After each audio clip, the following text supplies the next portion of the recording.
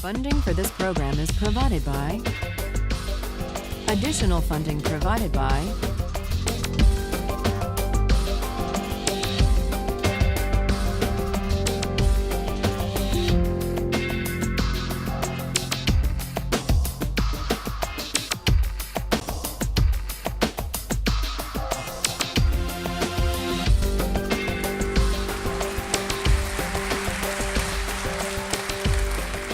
This is a course about justice, and we begin with a story. Suppose you're the driver of a trolley car, and your trolley car is hurtling down the track at 60 miles an hour, and at the end of the track you notice 5 workers working on the track. You try to stop, but you can't. Your brakes don't work. You feel desperate because you know that if you crash into these 5 workers, they will all die. Let's assume you know that for sure. And so you feel helpless until you notice that there is, off to the right, a side track. And at the end of that track, there's one worker working on the track. Your steering wheel works, so you can turn the trolley car, if you want to, onto the side track, killing the one, but sparing the 5. Here's our first question. What's the right thing to do? What would you do? Let's take a poll. How many would turn the trolley car onto the side track? Raise your hands. How many wouldn't? How many would go straight ahead? Keep your hands up, those of you who would go straight ahead. A handful of people would. The vast majority would turn. Let's hear first. Now we need to begin to investigate the reasons why you think it's the right thing to do. Let's begin with those in the majority who would turn to go onto the side track. Why would you do it? What would be your reason? Who's willing to volunteer a reason? Go ahead, stand up. Because it can't be right to kill 5 people when you can only kill 1 person instead. It wouldn't be right to kill 5 if you could kill 1 person instead. That's a good reason. That's a good reason. Who else? Does everybody agree with that reason? Go ahead. Well, I was thinking it was the same reason on 9/11. We regard the people who flew the plane into the Pennsylvania field as heroes because they chose to kill the people in the plane and not kill more people in big buildings. So the principle there was the same on 9/11. It's a tragic circumstance, but better to kill 1 and so that 5 can live? Is that the reason most of you had, those of you who would turn? Yes? Let's hear now from those in the minority, those who wouldn't turn. Yes?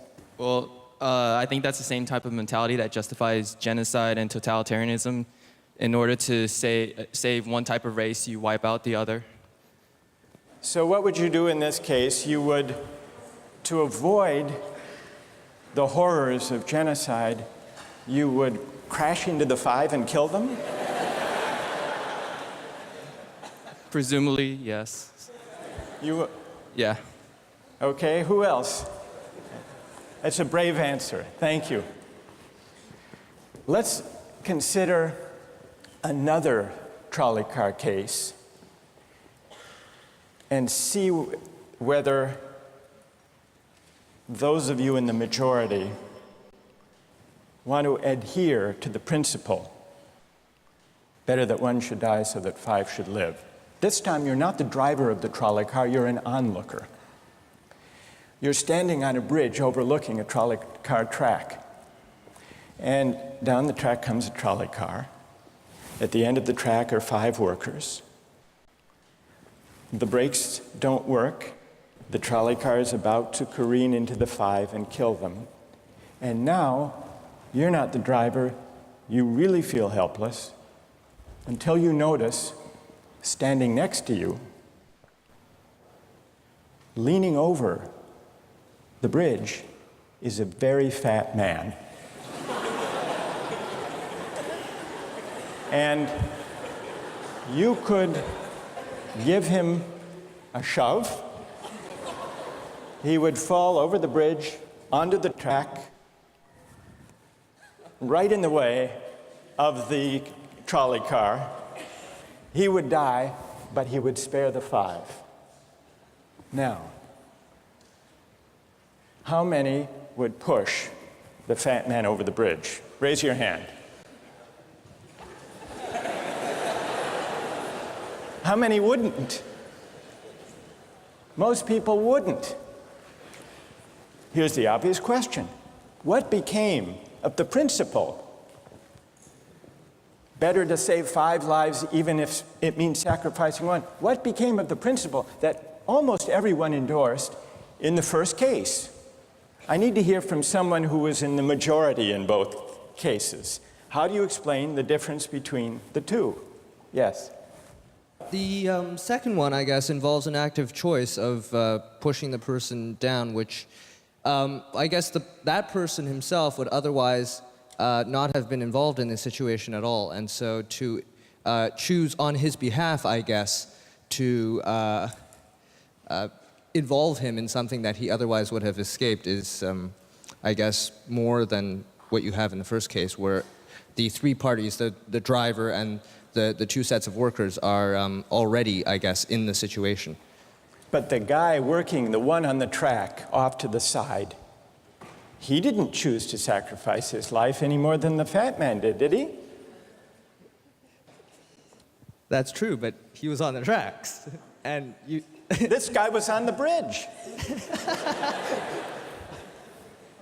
Go ahead, you can come back if you want. All right, it's a hard question. All right, you did well. You did very well. It's a hard question. Who else can find a way of reconciling the reaction of the majority in these 2 cases? Yes.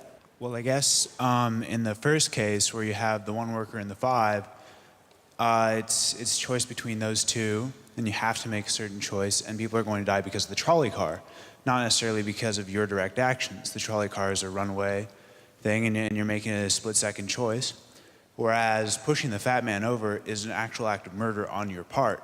You have control over that, whereas you may not have control over the trolley car. So I think it's a slightly different situation. All right, who has a reply? No, that's good. Who has a way, who wants to reply? Is that a way out of this? I don't think that's a very good reason, because you choose to, it's either way you have to choose who dies, because you either choose to turn and kill the person, which is an active conscious thought to turn, or you choose to push the fat man over, which is also an active conscious action. So either way you're making a choice. Do you want to reply? Well, I'm not really sure that that's the case. It just still seems kind of different, the act of actually pushing someone over onto the tracks and killing him. You are actually killing him yourself. You're pushing him with your own hands. You're pushing him. And that's Right. different than steering something that is going to cause death into another. You know, it That's doesn't good. really sound right saying it now. No, it's But good. I'm up here. It's good. What's your name? Andrew. Andrew. Let me ask you this question, Andrew. Yes. Suppose, standing on the bridge next to the fat man, I didn't have to push him. Suppose he were standing over a trap door that I could open by turning a steering wheel like that.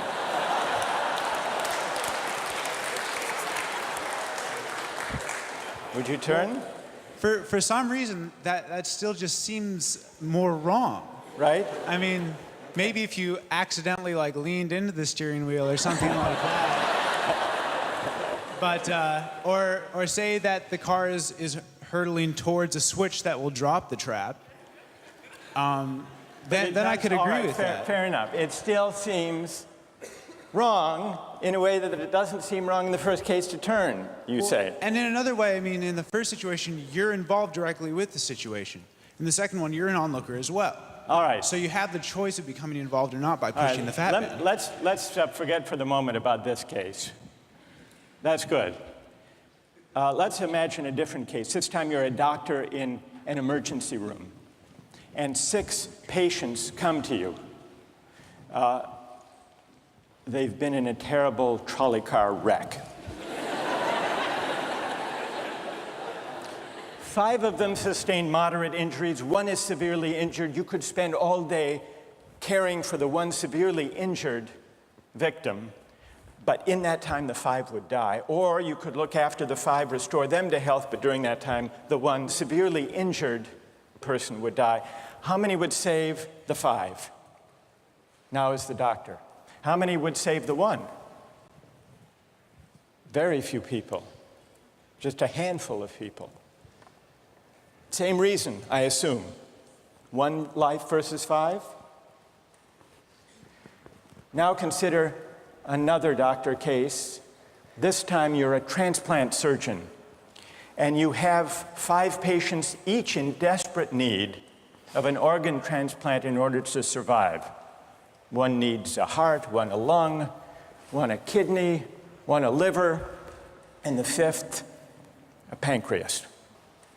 And you have no organ donors. You are about to see them die. And then it occurs to you that in the next room, there's a healthy guy who came in for a checkup. And he's... You like that? And he's taking a nap. You could go in very quietly, yank out the 5 organs, that person would die, but you could save the 5. How many would do it? Anyone? How many? Put your hands up if you would do it.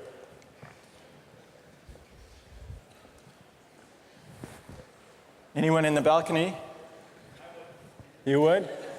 Be careful, don't lean over too much. What? How many wouldn't? All right, what do you say? Speak up in the balcony, you who would yank out the organs. Why? I'd actually like to explore a slightly alternate possibility of just taking the 1 of the 5 who needs an organ who dies first, and using their 4 healthy organs to save the other 4. That's a pretty good idea. That's a great idea, except for the fact that you just wrecked the philosophical point. Well, let's step back from these stories and these arguments to notice a couple of things about the way the arguments have begun to unfold.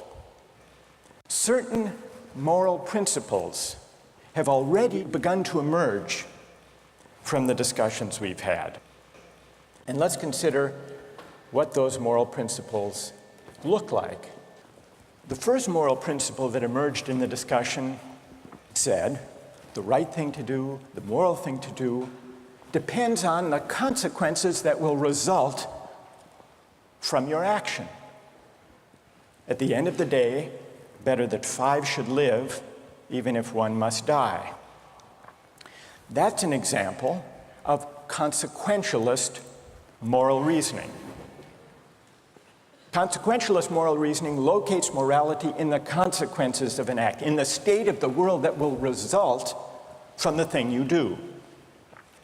But then we went a little further, we considered those other cases, and people weren't so sure about consequentialist moral reasoning. When people hesitated to push the fat man over the bridge or to yank out the organs of the innocent patient, people gestured toward reasons having to do with the intrinsic quality of the act itself, consequences be what they may. People were reluctant. People thought it was just wrong, categorically wrong, to kill a person, an innocent person, even for the sake of saving 5 lives. At least people thought that in the second version of each story we considered. So this points to a second categorical way of thinking about moral reasoning. Categorical moral reasoning locates morality in certain absolute moral requirements, certain categorical duties and rights, regardless of the consequences. We're going to explore in the days and weeks to come the contrast between consequentialist and categorical moral principles. The most influential example of consequential moral reasoning is utilitarianism, a doctrine invented by Jeremy Bentham, the 18th century English political philosopher. The most important philosopher of categorical moral reasoning is the 18th century German philosopher Immanuel Kant. So we will look at those two different modes of moral reasoning, assess them, and also consider others. If you look at the syllabus, you'll notice that we read a number of great and famous books. Books by Aristotle, John Locke, Immanuel Kant, John Stuart Mill, and others.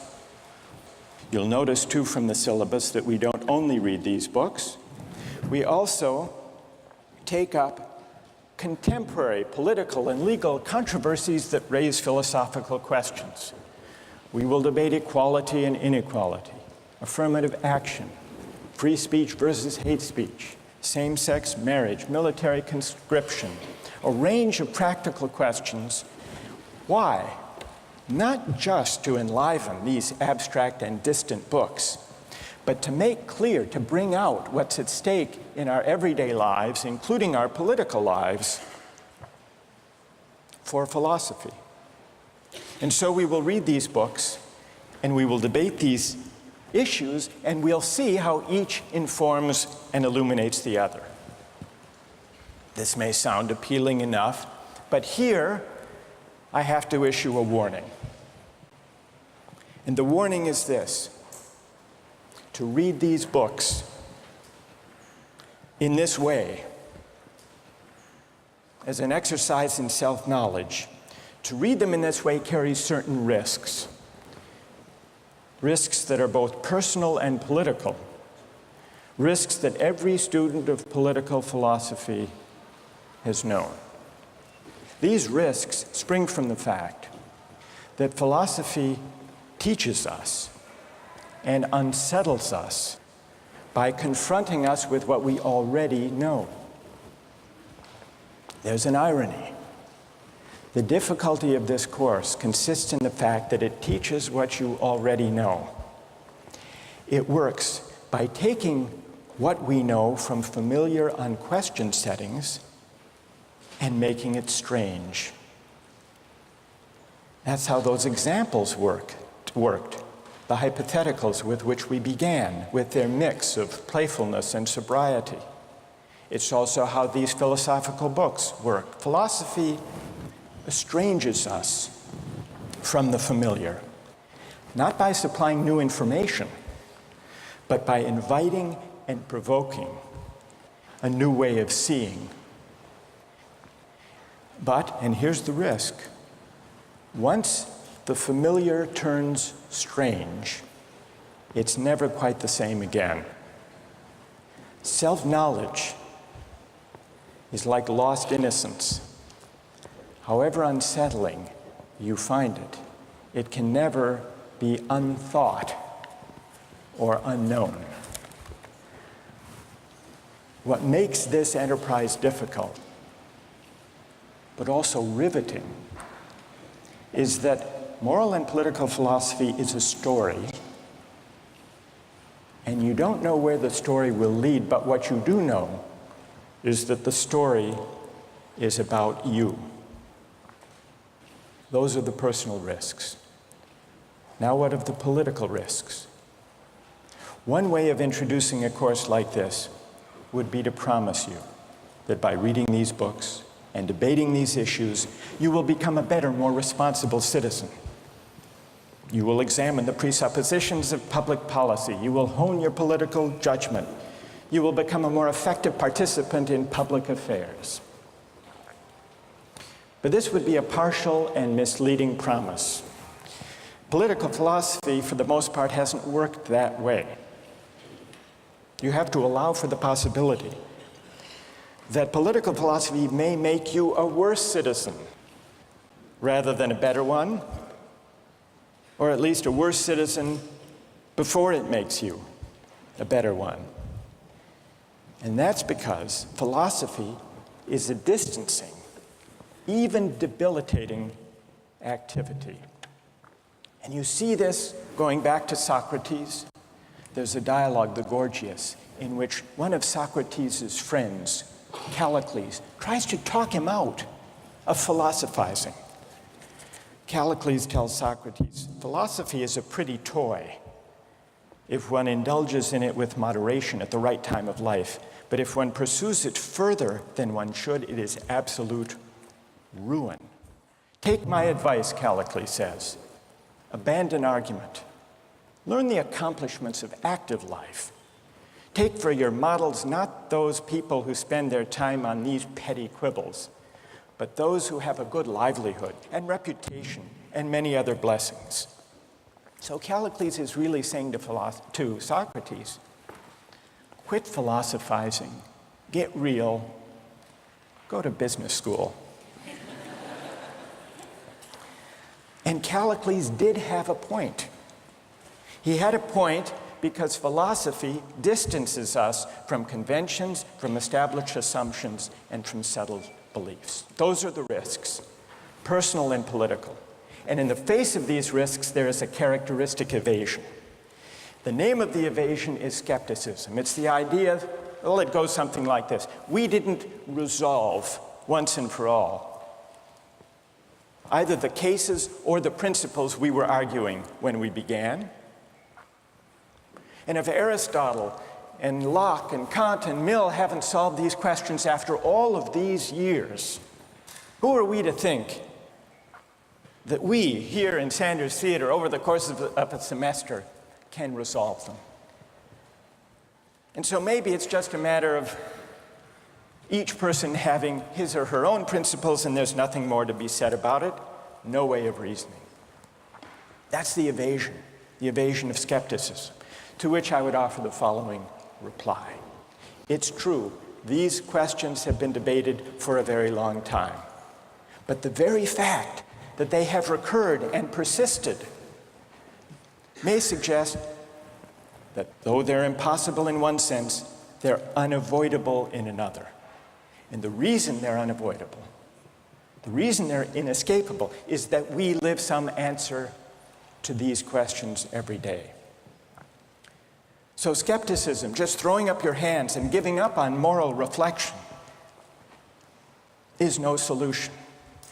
Immanuel Kant described very well the problem with skepticism when he wrote, "Skepticism is a resting place for human reason, where it can reflect upon its dogmatic wanderings, but it is no dwelling place for permanent settlement. Simply to acquiesce in skepticism," Kant wrote, "can never suffice to overcome the restlessness of reason." I've tried to suggest through these stories and these arguments some sense of the risks and temptations, of the perils and the possibilities. I would simply conclude by saying that the aim of this course is to awaken the restlessness of reason and to see where it might lead. Thank you very much.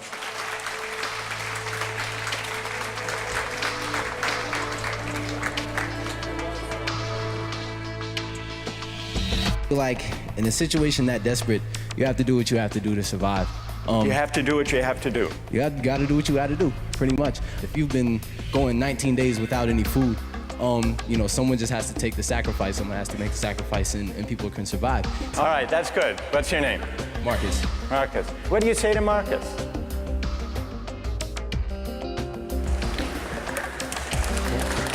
Last time, we started out last time with some stories, with some moral dilemmas about trolley cars and about doctors and healthy patients vulnerable to being victims of organ transplantation, we noticed two things about the arguments we had. One had to do with the way we were arguing. We began with our judgments in particular cases. We tried to articulate the reasons or the principles lying behind our judgments. And then, confronted with a new case, we found ourselves re-examining those principles, revising each in the light of the other. And we noticed the built-in pressure to try to bring into alignment our judgments about particular cases and the principles we would endorse on reflection. We also noticed something about the substance of the arguments that emerged from the discussion. We noticed that sometimes we were tempted to locate the morality of an act in the consequences, in the results, in the state of the world that it brought about. And we called this consequentialist moral reasoning. But we also noticed that in some cases, we weren't swayed only by the result. Sometimes, many of us felt that not just consequences, but also the intrinsic quality or character of the act matters morally.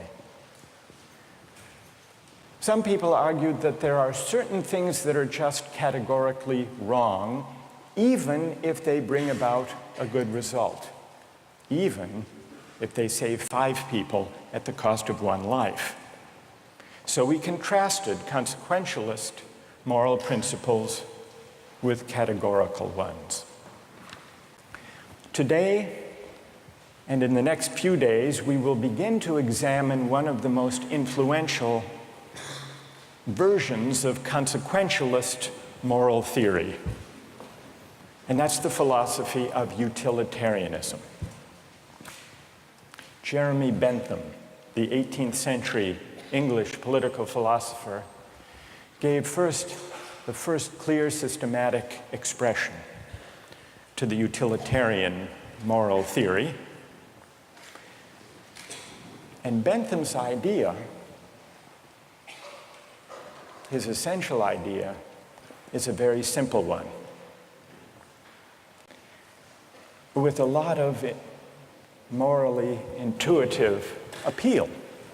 Bentham's idea is the following: the right thing to do, the just thing to do, is to maximize utility. What did he mean by utility? He meant by utility the balance of pleasure over pain, happiness over suffering. Here's how he arrived at the principle of maximizing utility. He started out by observing that all of us, all human beings, are governed by 2 sovereign masters, pain and pleasure. We human beings like pleasure and dislike pain. And so we should base morality, whether we're thinking about what to do in our own lives, or whether as legislators or citizens we're thinking about what the laws should be. The right thing to do individually or collectively is to act in a way that maximizes the overall level of happiness. Bentham's utilitarianism is sometimes summed up with the slogan, "the greatest good for the greatest number." With this basic principle of utility on hand, let's begin to test it and to examine it by turning to another case, another story, but this time not a hypothetical story, a real-life story, the case of the Queen versus Dudley and Stevens. This was a 19th century British law case that's famous and much debated in law schools. Here's what happened in the case. I'll summarize the story, then I want to hear how you would rule. imagining that you're the jury. A newspaper account of the time described the background. A sadder story of disaster at sea was never told than that of the survivors of the yacht Mignonette. The ship foundered in the South Atlantic, 1,300 miles from the Cape. There were 4 in the crew. Dudley was the captain, Stevens was the first mate, Brooks was a sailor, all men of excellent character, or so the newspaper account tells us. The 4th crew member was the cabin boy, Richard Parker, 17 years old. He was an orphan. He had no family. And he was on his first long voyage at sea. He went, the news account tells us, rather against the advice of his friends. He went in the hopefulness of youthful ambition, thinking the journey would make a man of him. Sadly, it was not to be. The facts of the case were not in dispute. A wave hit the ship, and the Mignonette went down. The 4 crew members escaped to a lifeboat.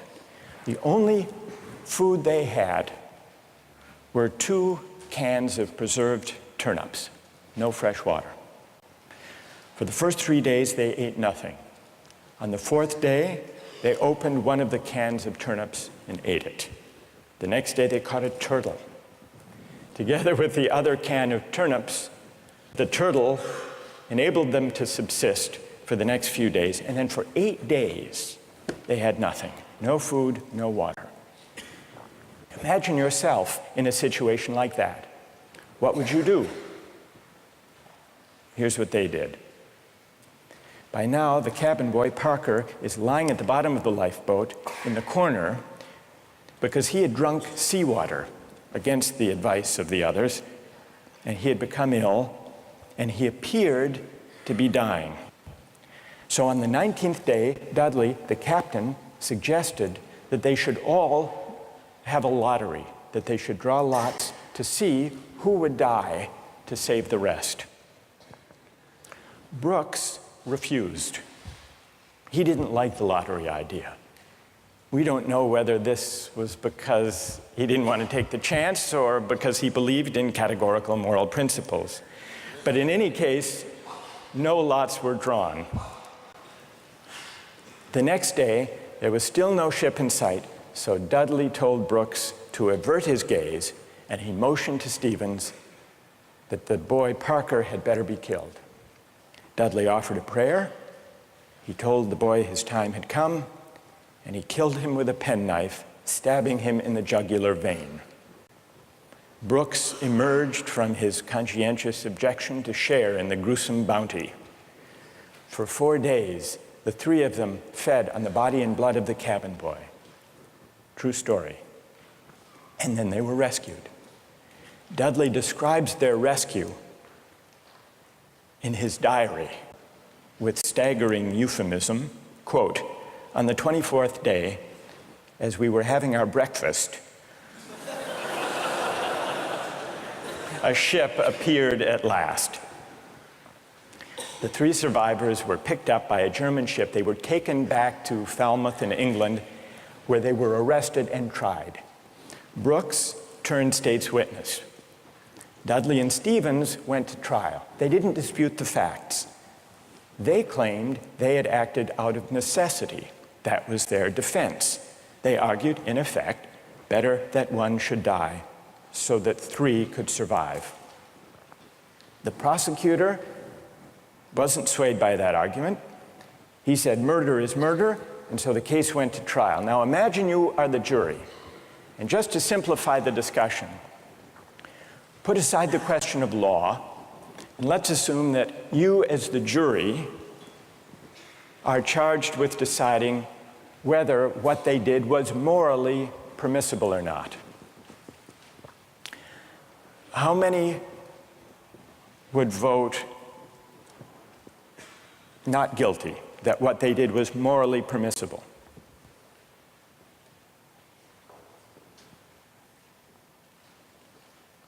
And how many would vote guilty? What they did was morally wrong.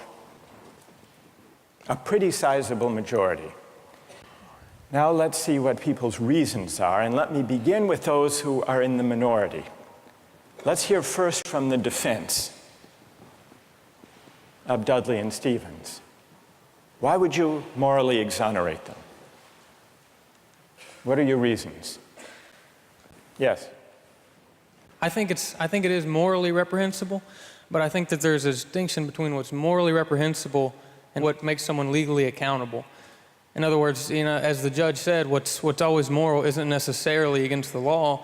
And while I don't think that necessity justifies theft or murder or any illegal act, at some point your degree of necessity does in fact exonerate you from any guilt. Okay, good.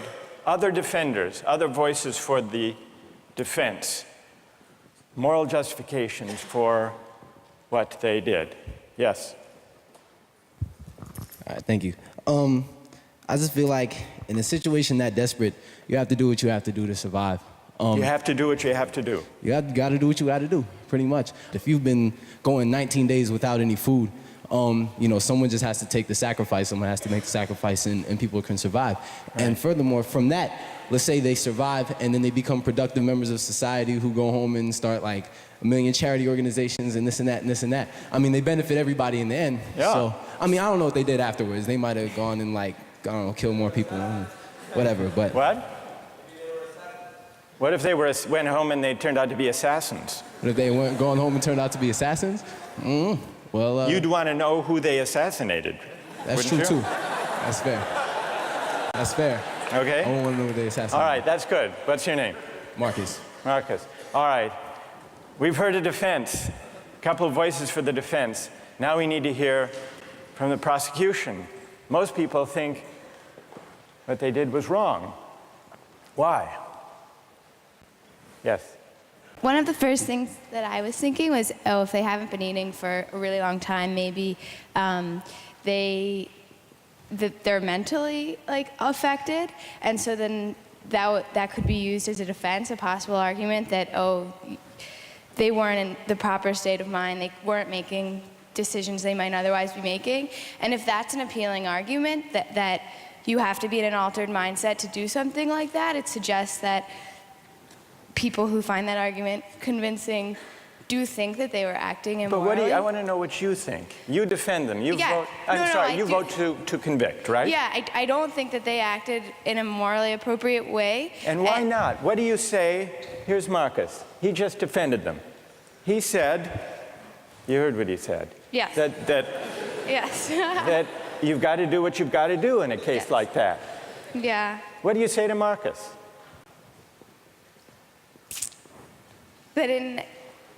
That there's no situation that would allow human beings to take the idea of fate or the other people's lives in their own hands, that we don't have that kind of power. Good. Okay. Thank you. And what's your name? Britt. Britt? Yes. Okay. Who else? What do you say? Stand up. I'm wondering if Dudley and Stephen had asked for Richard Parker's consent in, dying, if that would that exonerate them from an act of murder? And if so, is that still morally justifiable? That's interesting. All right, consent. Wait, hang on. What's your name? Kathleen. Kathleen says, suppose they had asked, what would that scenario look like? So in the story, Dudley is there, penknife in hand, but instead of the prayer, or before the prayer, he says, Parker, would you mind? We're desperately hungry, as Marcus empathizes with. We're desperately hungry. You're not going to last long anyhow. Yeah. You can be a martyr. Would you be a martyr? Yeah. How about it, Parker? Then what do you think? Would it be morally justified then? Suppose Parker, in his semi-stupor, says, okay. I don't think it would be morally justifiable, but I'm wondering even then it wouldn't be. No. You don't think that even with consent, it would be morally justified. Are there people who think, who want to take up Kathleen's consent idea and who think that that would make it morally justified. Raise your hand if it would, if you think it would. That's very interesting. Why would consent make a moral difference? Why would it? Yes. Well, I just think that if he was making his own original idea and it was his idea to start with, then that would be the only situation in which I would see it being appropriate in any way. Because that way you couldn't make the argument that he was pressured, you know, it's 3-to-1 or whatever the ratio was. Right. And I think that if he was making a decision to give his life, then he took on the agency to sacrifice himself, which some people might see as admirable, and other people might disagree with that decision. So if he came up with the idea, that's the only kind of consent we could have confidence in morally, then it would be okay. Otherwise, it would be kind of coerced consent under the circumstances, you think. Is there anyone who thinks that even the consent of Parker would not justify their killing him? Who thinks that? Yes, tell us why. Stand up. I think that Parker would be killed with the hope that the other crew members would be rescued. So there's no definite reason that he should be killed because you don't know when they're going to get rescued. So if you kill him, it's killing him in vain. Do you keep killing a crew member until you're rescued and then you're left with no one? Because someone's going to die eventually. Well, the moral logic of the situation seems to be that they would keep on picking off the weakest, maybe, one by one, until they were rescued. And in this case, luckily, they were rescued when 3 at least were still alive. Now, if Parker did give his consent, would it be all right, do you think, or not? No. No. It still wouldn't be right. And tell us why it wouldn't be all right. First of all, cannibalism, I believe, is morally incorrect. So you shouldn't be eating a human anyway. So cannibalism is morally objectionable as such. So then, even on the scenario of waiting until someone died, still it would be objectionable. Yes, to me personally. I feel like it all depends on one's personal morals. And like, we can't sit here and just, like, this is just my opinion. Of course, other people are going to disagree. But well, we'll see. Let's see what their disagreements are, and then we'll see if they have reasons that can persuade you or not. Let's try that. All right. Let's, now, is there someone who can explain, those of you who are tempted by consent, can you explain why consent makes such a moral difference? What about the lottery idea? Does that count as consent? Remember, at the beginning, Dudley proposed a lottery. Suppose that they had agreed to a lottery, then how many would then say it was all right? Suppose there were a lottery, cabin boy lost, and the rest of the story unfolded. Then how many people would say it was morally permissible? So the numbers are rising if we had a lottery. Let's hear from one of you for whom the lottery would make a moral difference. Why would it? I think the essential element in my mind that makes it a crime is the idea that they decided at some point that their lives were more important than his, and that, I mean, that's kind of the basis for really any crime, right? It's like, my needs, my desires are more important than yours, and mine take precedent. And if they had done a lottery where everyone consented that someone should die, and it's sort of like they're all sacrificing themselves to save the rest. Then it would be all right. A little grotesque, but... But morally permissible? Yes. And what's your name? Matt. So, Matt, for you, what bothers you is not the cannibalism, but the lack of due process. I guess you could say that. Right? And can someone who agrees with Matt say a little bit more about why a lottery would make it, in your view, morally permissible? Go ahead. The way I understood it originally was that was the whole issue, is that the cabin boy was never consulted. about whether or not something was going to happen to him, even with the original lottery, whether or not he would be a part of that. It was just decided that he was the one that was going to die. Right, that's what happened in the actual case. Right. But if there were a lottery and they'd all agreed to the procedure, you think that would be okay?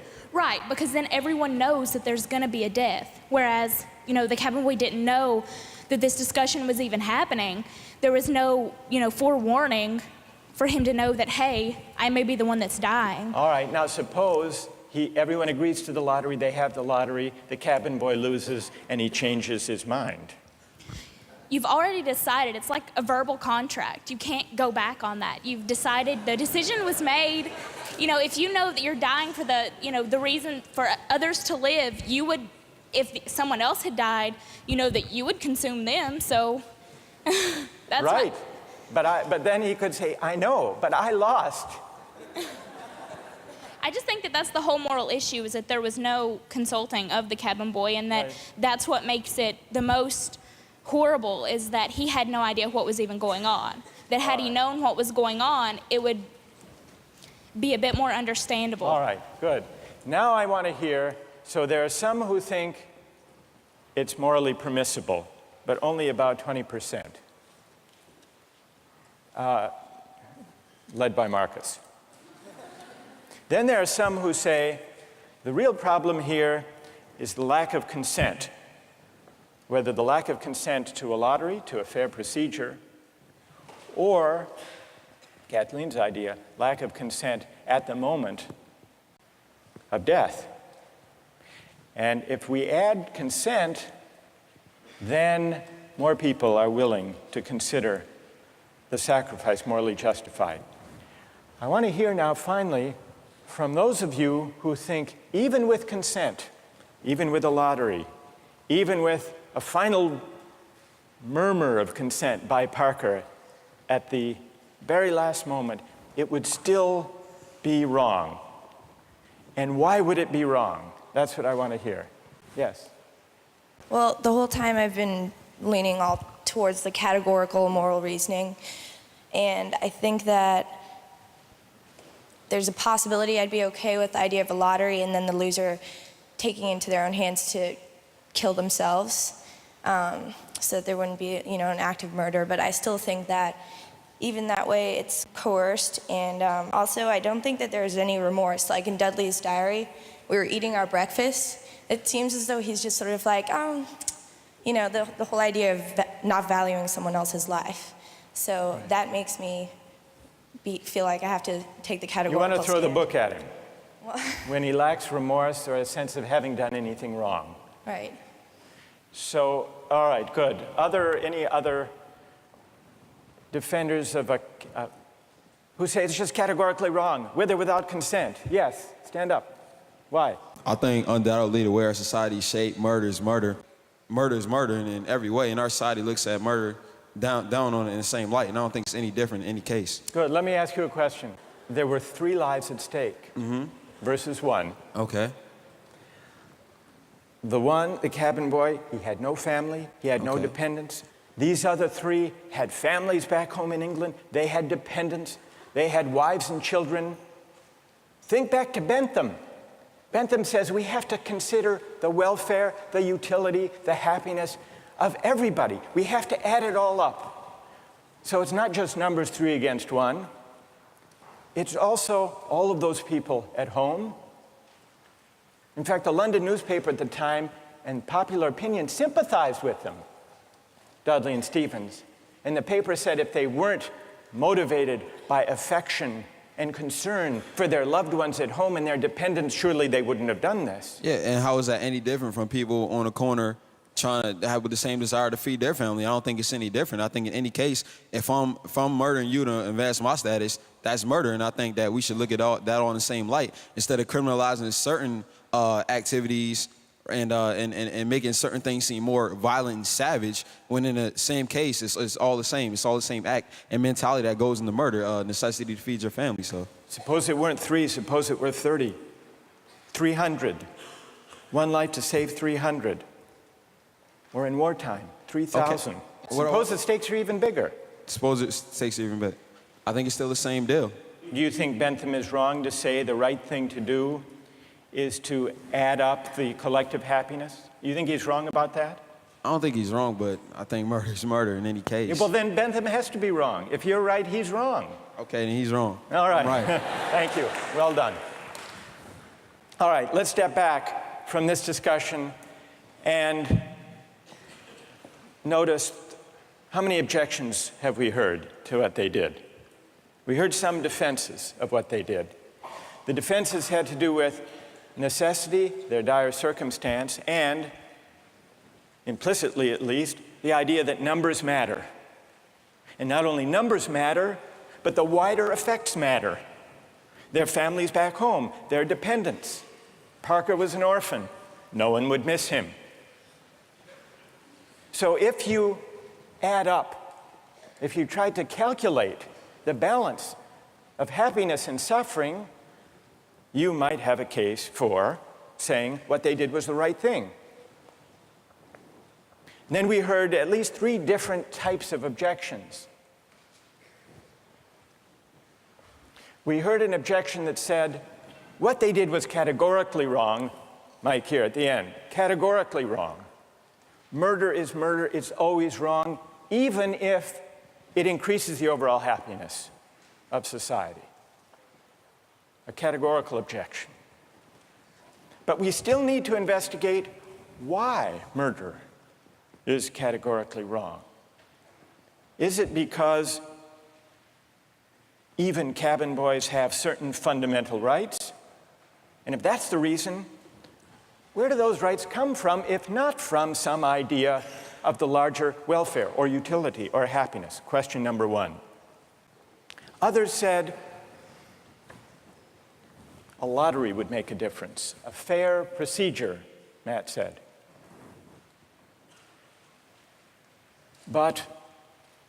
And some people were swayed by that. That's not a categorical objection exactly.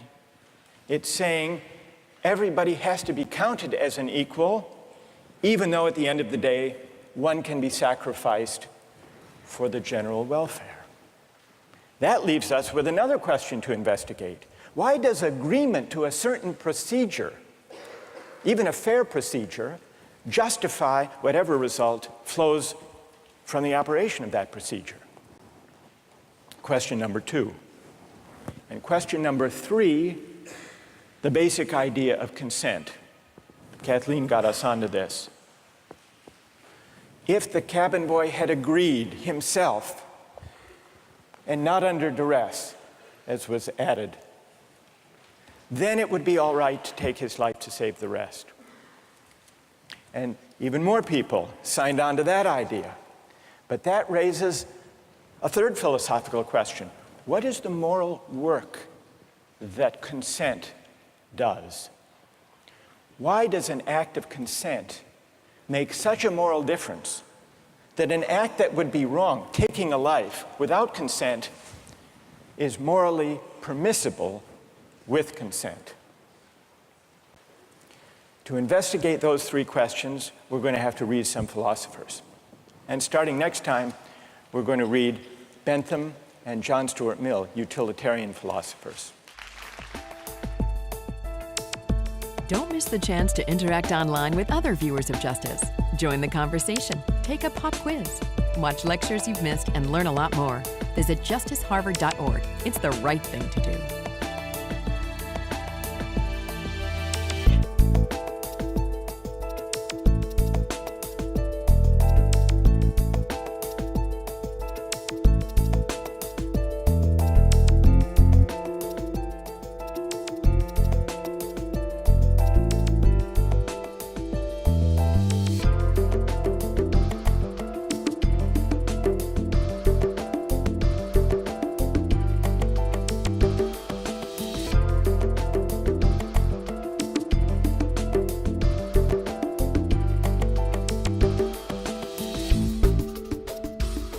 Funding for this program is provided by...